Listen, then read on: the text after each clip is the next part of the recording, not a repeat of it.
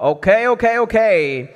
Let's see what we have next. We're getting ready for our keynote address. And now I'm going to take the pleasure in introducing our wonderful keynote speaker. She is Evelyn Tian, a globally recognized expert in agile coaching, organizational transformation, and product management. She specializes in empowering leaders, teams, and organizations to unlock their full potential and drive sustainable change. As a sought-after speaker, trainer, and coach, Evelyn combines her deep agile expertise with professional coaching to foster continuous learning, innovation, and lasting organizational agility in the technology and product space. Ladies and gentlemen, a big round of applause for our keynote speaker, Evelyn Tian. Everybody, come on, put your hands together.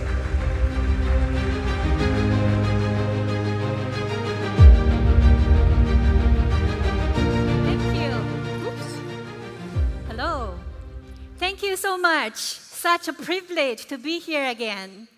A bit over a year ago, I was here in Colombo to deliver a keynote session at an ICF conference where I talked about advancing organizations through coaching. And today, I'm here in Colombo again, and I discuss about organization improvement again.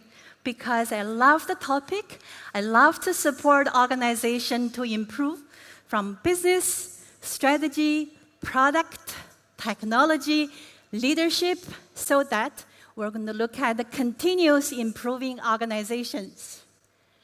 So my name is Evelyn Tian. I'm a China-born Canadian living in Sweden. So today, I'll discuss about organization improvement. Let's take a look at the wrong that looks right. Let's rethink organizational improvement. We will talk about a couple of real-world examples, clients I work with, and take a look at their experience to pave the road for our discussion to rethink organization. And then we're going to talk about how we should rethink organization improvement and the strategy. I'm very sure you agree with me. Thanks to telecom advancement and technology, today in the digital world, sharing and learning is easier than ever. Do you agree with me? In the morning, waking up, you see everything that's happening, all the new practices being shared. And when the company is sharing practices with very tangible results, that becomes super attractive. Some companies feel the urge to work with it, to adopt it, and some companies even use this practice as cornerstone for their improvement. Why? Well, pretty straightforward. Why? Attractive. For many different factors, these practices are attractive. Particularly today, there's so much competition everywhere. So some companies try to adopt industry standard and norm and hoping they could actually gain a competitive edge so that they can innovate on top of commonly adopted practices and become even more competitive. And organizations at a certain scale or organizations looking to grow, and they love to adopt these practices. Why? Because they are promising and they can help them to scale effectively. And now let's look at a couple examples. A bit over 10 years ago, there were some video really went viral on the internet. And this video was so nicely made, sharing how a company brought agility, engaged engineers, technical engineering culture, productivity, efficiency, innovation, everything a company could hope for. And the video was so nicely made, pretty much make you feel you're standing right here, possibly struggling about how do I engage my employees? How can we collaborate better? How can we become more innovative? People talk about innovation. Different companies have different challenges about innovation. And then, watching the video, you feel this is where you are. You are just one step away from everything you could hope for. The agility you hope for, improved efficiency, productivity, and also improved quality, engagement. And it's a clear path to everything you hope for. With that being said, many companies were so inspired to adopt all the practices prescribed in the video.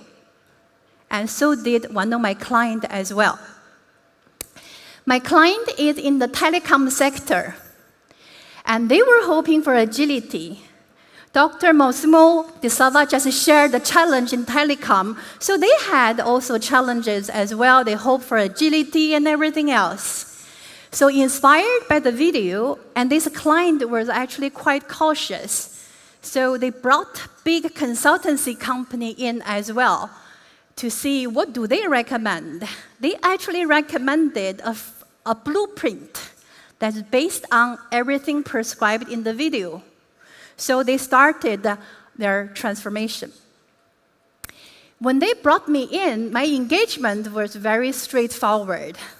Why do I say so? It's a standard Scrum Alliance certified Agile leadership training for all their executives, heads of department. So when I went in, I was shaking hands with all different heads. I vividly remember when I was shaking hands with the head of human resource. And he said, "Oh, Evelyn, we have been so busy over the past few months, busy hiring product owners, Scrum Master, and Agile coaches." Then we went into training. And it didn't take long for some leaders to start to reflect.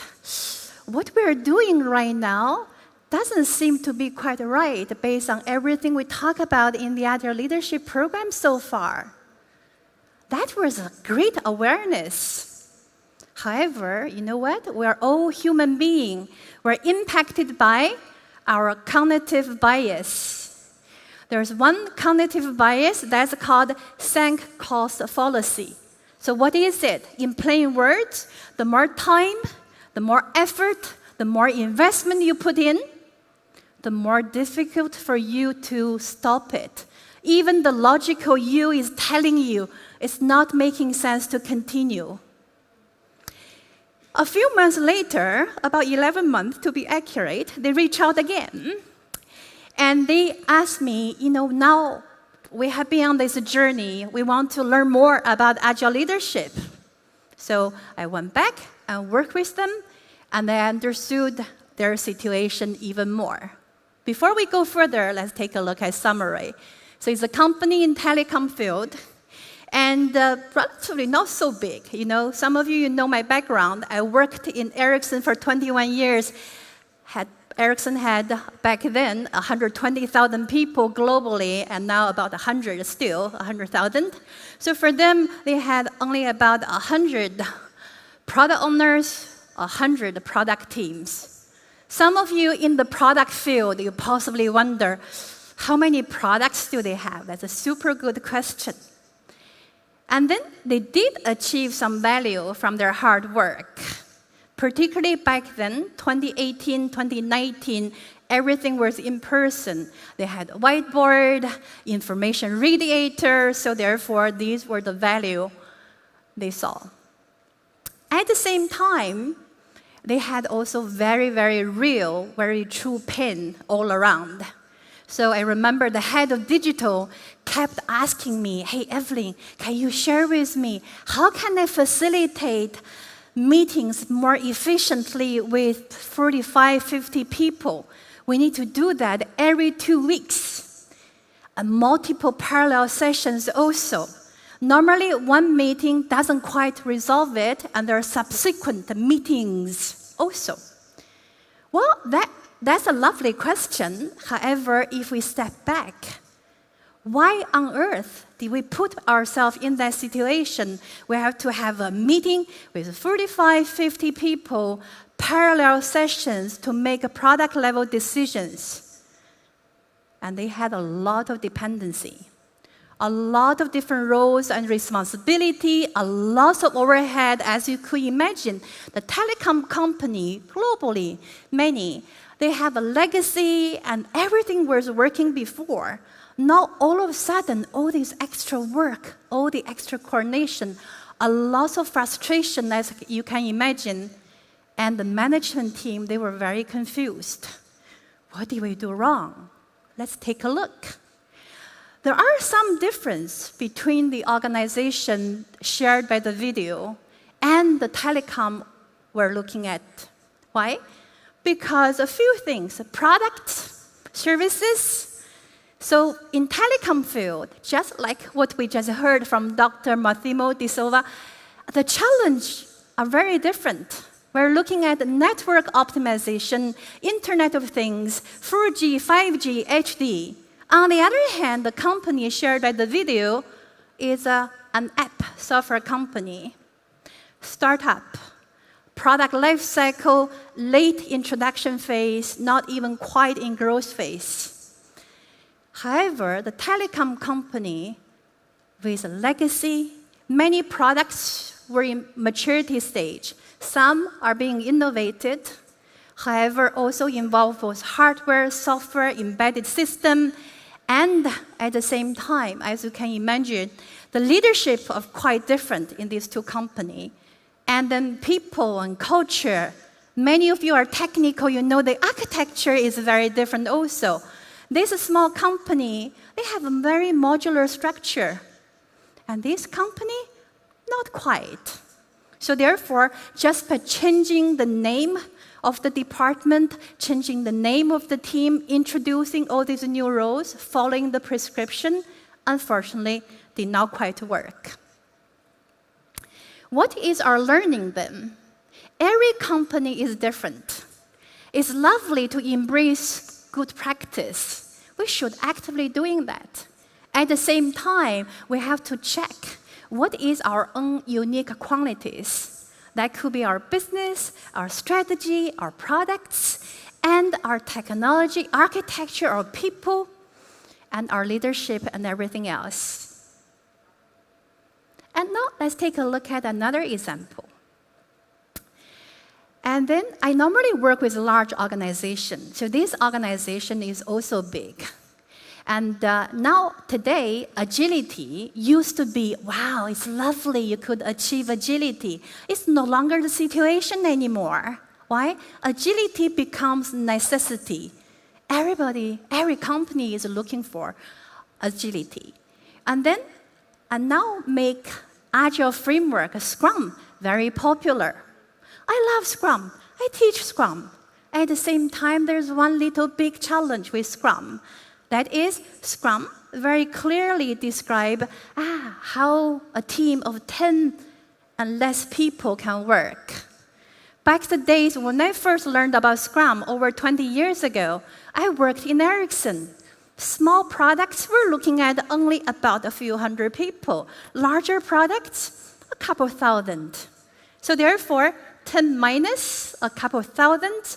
So therefore, now many companies are in this situation, and companies start to take two separate paths. One type of company, not many, would start to evaluate. We're different. And given our situation, we do want to embrace agile value and principle, how we can benefit from Scrum, iterative, incremental. So they start to experiment and find their own way to achieve agility. However, many other organizations took another path. And then this is a great business opportunity, as you can see. So therefore, there are scaling frameworks, prescribing the solution, the blueprint. And that, one of the framework that I'm going to share about, they are very good with go-to-market strategy, regional approach. When I was sitting in the introduction session, I was impressed. Then I was thinking, if I were the executive of a large company, I would definitely fall in love with it myself. However, although many companies implemented, however, many organizations are having their challenge. So this is a company in the banking industry.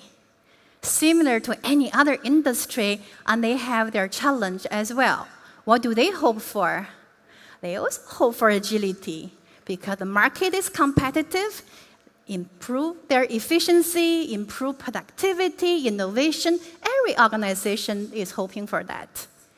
And so they start to implement this very prescriptive framework very thoroughly across the whole bank. They did see value. And the values they saw, and also my other clients who work with the very same framework, they actually feel the very same value. That is number one, always on the list, that is transparency, which I love. I love transparency. And people also love about the coordination also. We get the opportunity to coordinate, dependency got coordinated, everybody seemed to be happy. Not quite. Why? Because when they started to implement the framework, the first few months, everything slowed down.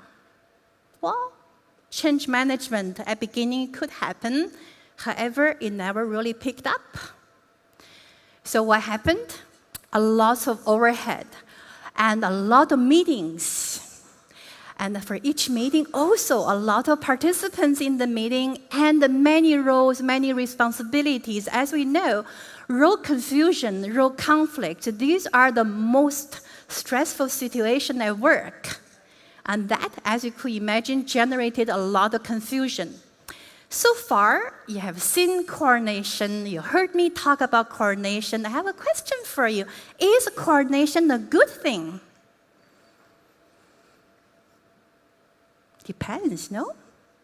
If we could actually work without coordinating with others, we can work, we can deliver, we can get the feedback from the customer, improve our product. Why do we have to coordinate with others? If we have a lot of dependency, we have to coordinate, otherwise we couldn't deliver. And coordination at organization level are super, super expensive. So therefore, for this company also, what happened? Very, very heavy overhead and decreased quality as a result of the frustration, confusion. Didn't quite achieve what they were hoping for. And what exactly went wrong? You know what? People, not only one, multiple people from multiple clients, they actually use an analogy describing this framework. What is it? They said everything seemed to be available in the framework. However, it's like a maze.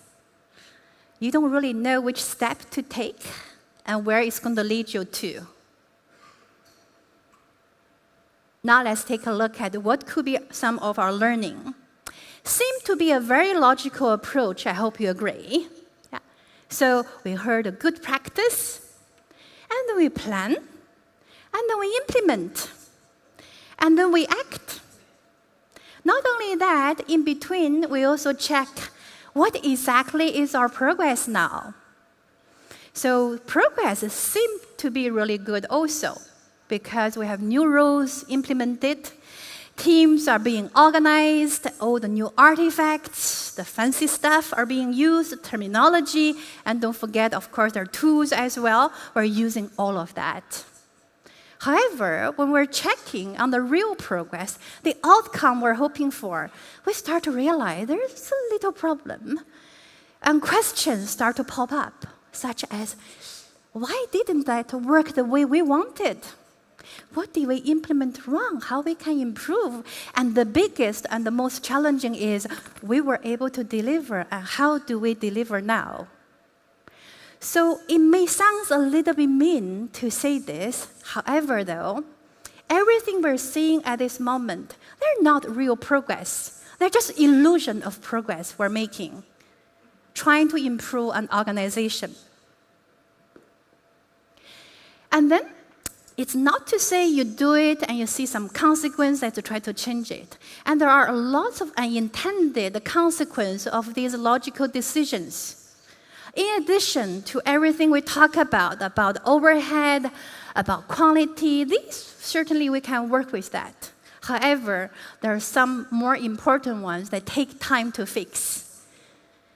Difficulty to innovate Why is it difficult? Because when we're working with very prescriptive improvement, employees possibly at beginning had a lot of different creative thoughts, a lot of great ideas. However, follow the prescription implemented.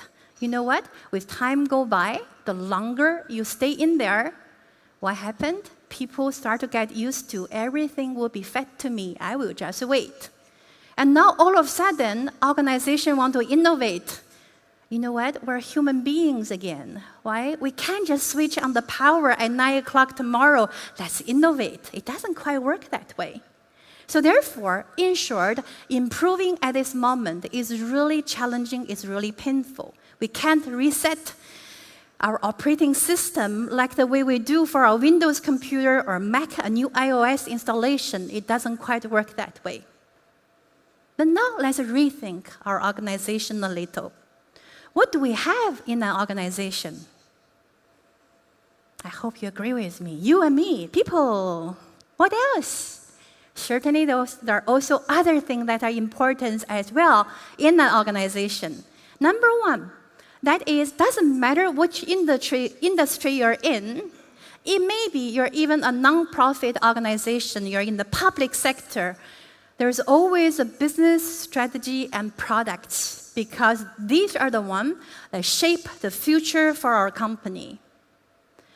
In addition, we also have something that's called the technology as well. Because technology, the choices we make, the selection we make, and the architecture decision we make, these are the ones that are supposed to support our organization, business strategy, and product. In addition, how do we work? Now, if we know what technology decision we made, architecture choices we have, we can certainly start to be making decisions for ways of working. However, don't forget, we also have you and me, people and competence at the same time.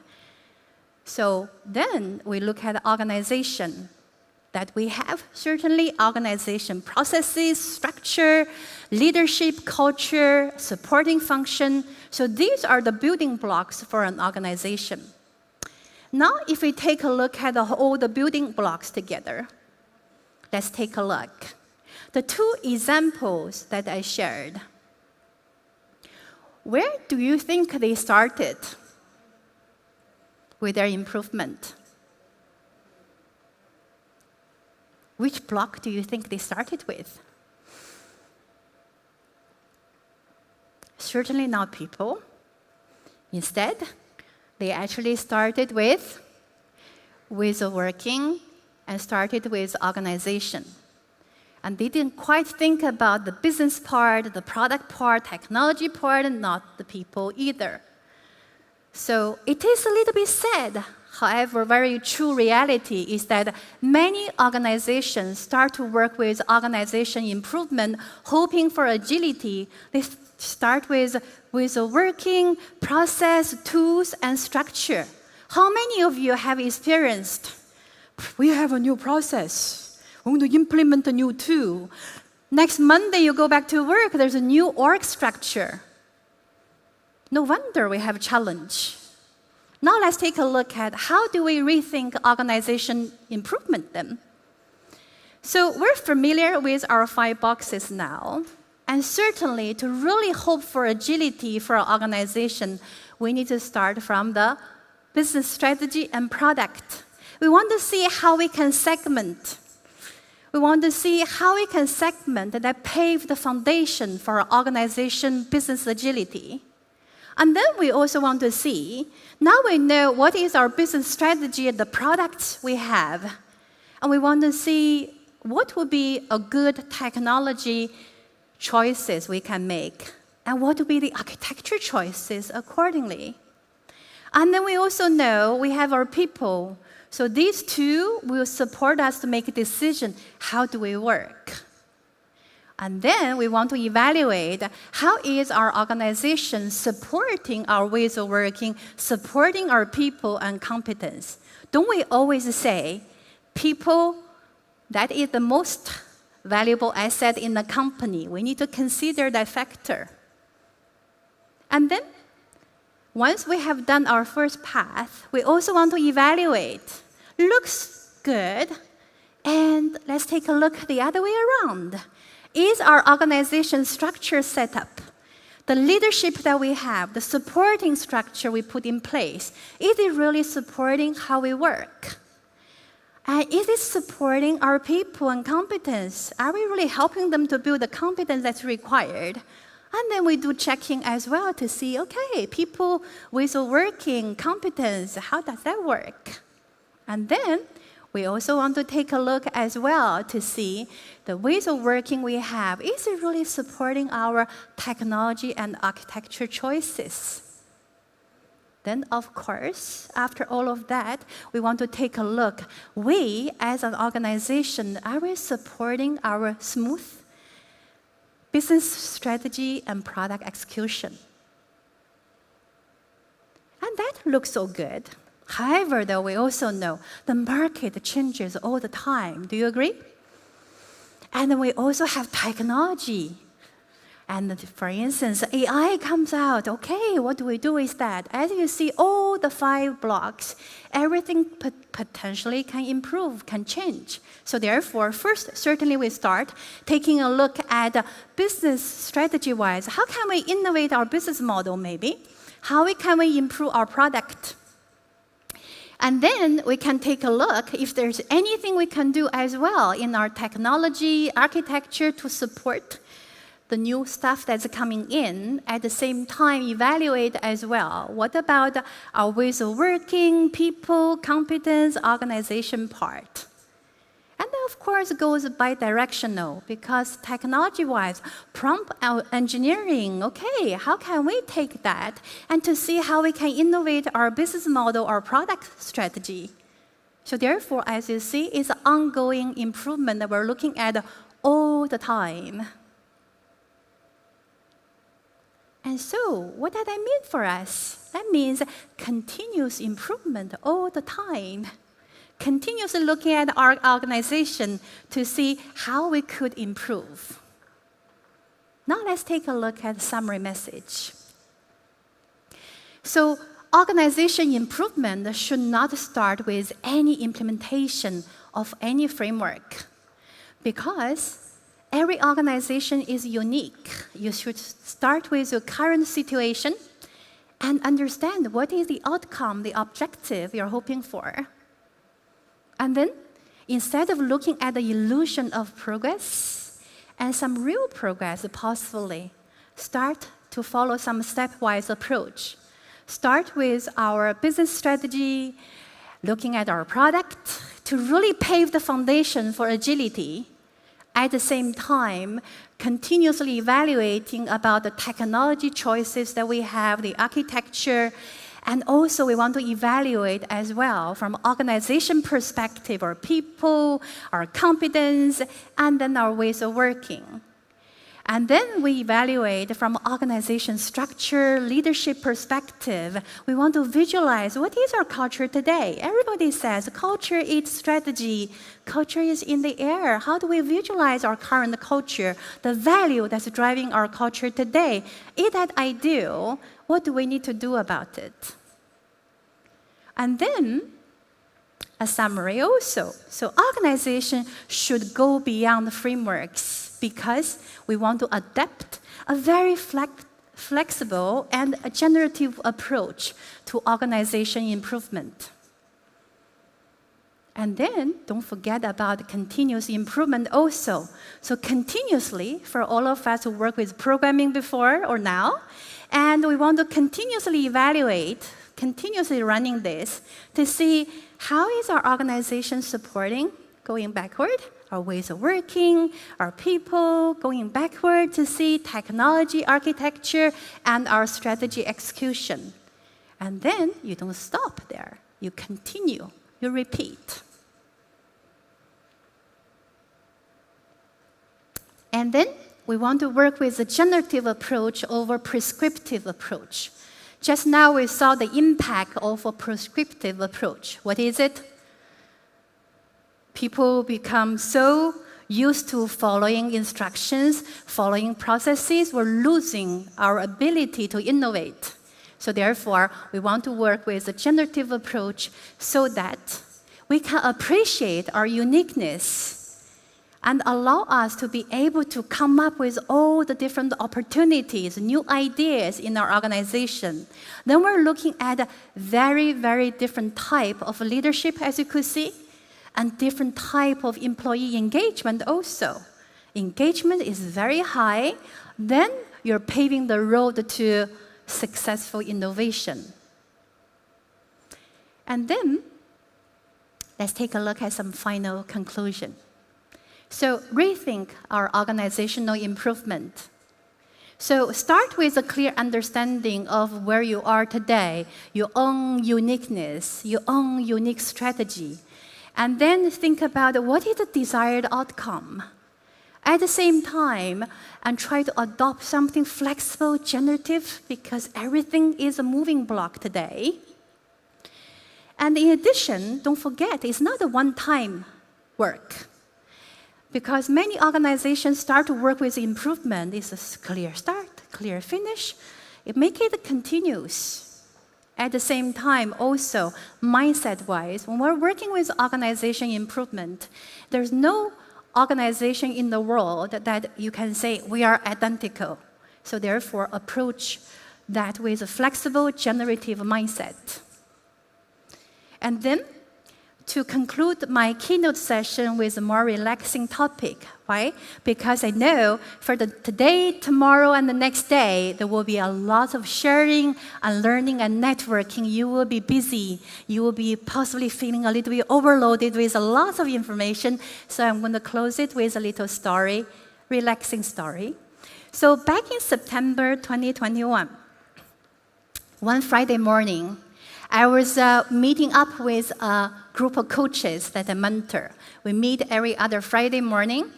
And then when we were, saying hi and catching up, we all complimented one lady's haircut.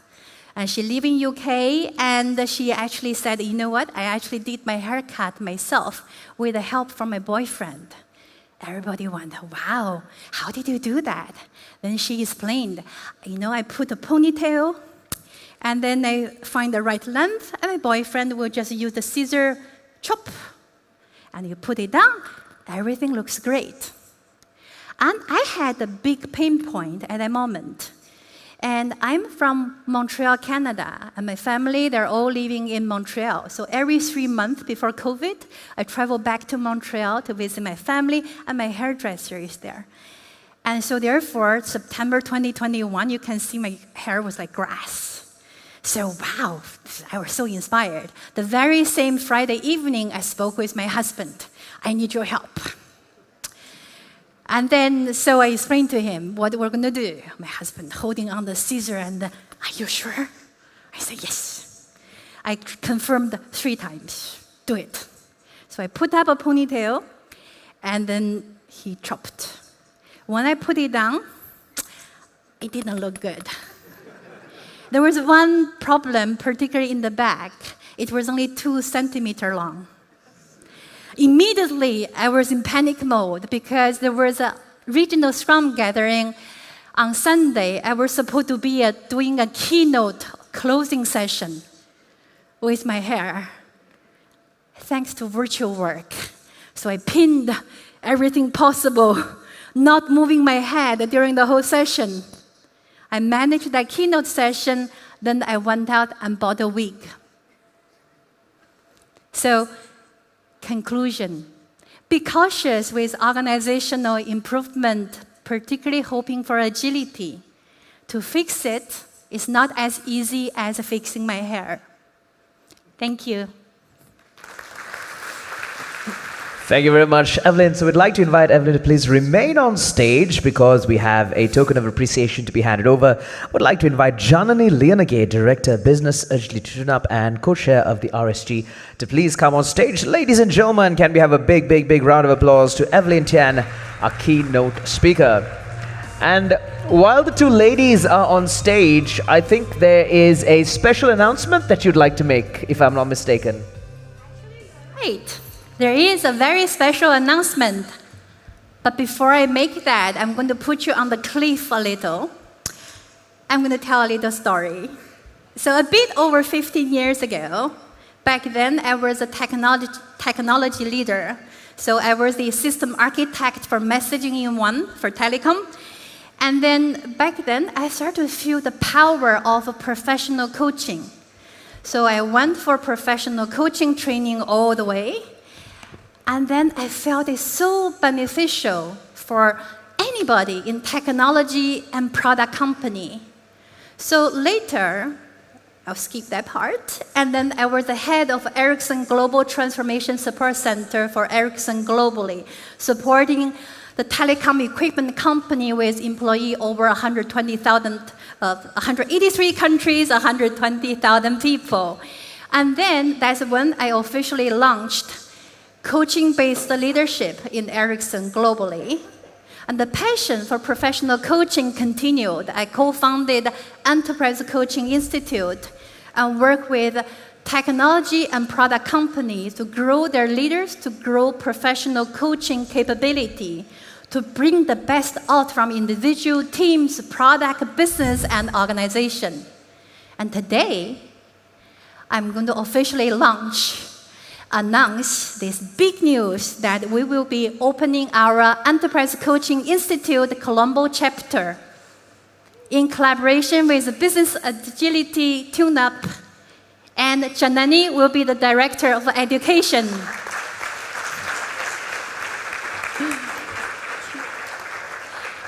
Thank you so much.